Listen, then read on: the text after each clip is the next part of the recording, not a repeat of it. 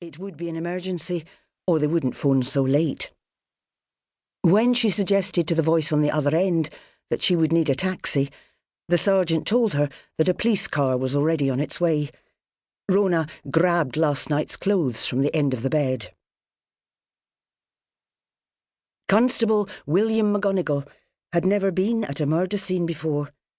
He had stretched the yellow tape across the tenement entrance, like the sergeant told him, and chased away two drunks, who thought that police activity constituted a better bit of entertainment than staggering home to hump the wife. Constable McGonagall didn't agree. "Go home," he told them. "There's nothing to see here." He was peering up the stairwell, wondering how much longer he would have to stand there freezing his balls off, when he heard the sound of high heels clipping the tarmac. A woman leaned over the tape and stared into the dimly lit stair. "Sorry, miss, you can't come in here." "Where's Detective Inspector Wilson?" Constable McGonagall was surprised. "Upstairs, miss." "Good," she said. Her fair hair shone white in the darkness, and Constable McGonagall could smell her perfume.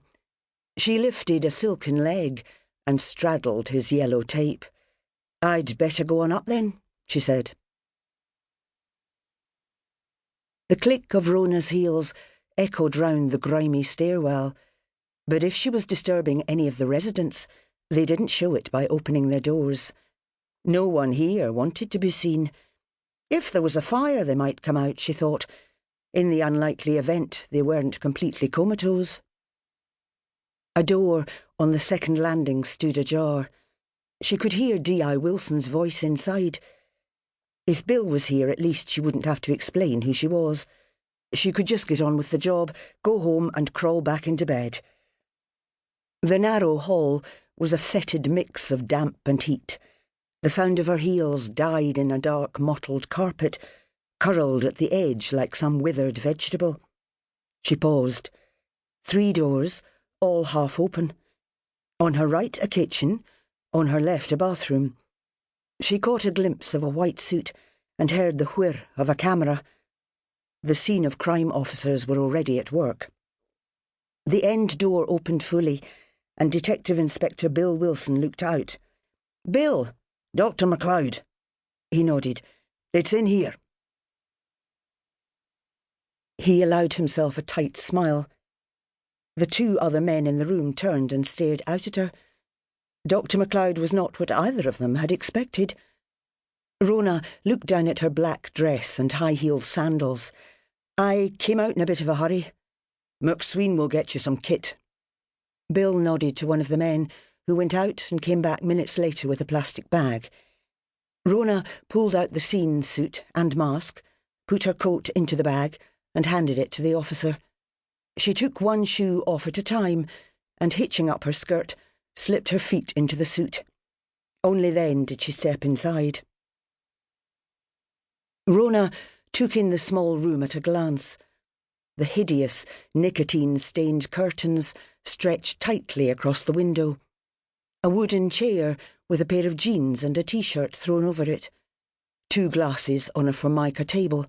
A pair of trainers on the floor beside the bed. A divan, 3/4 width, no headboard, but covered with heavy silken brocade in an expensive burst of swirling colours. The boy's naked body lay face down across it, his head turned stiffly towards her, eyes bulging, tongue protruding slightly between blue lips. The dark silk cord knotted round the neck looked like a bow tie the wrong way round. The body showed signs of hypostasis, and the combination of dark purple patches and pale translucence reminded Rhona of marble. Below the hips, blood soaked into the bedclothes. "I turned the gas fire off when I arrived," Bill said. "The smell nearly finished off our young constable, so I put him on duty outside for some fresh air." "Did anyone take the room temperature?" "McSween has it." Rhona took a deep breath before she put on the mask. The smell of a crime scene was important. It might mean she would look for traces of a substance she would otherwise have missed. Here the nauseating odour of violent death mixed with stale sex and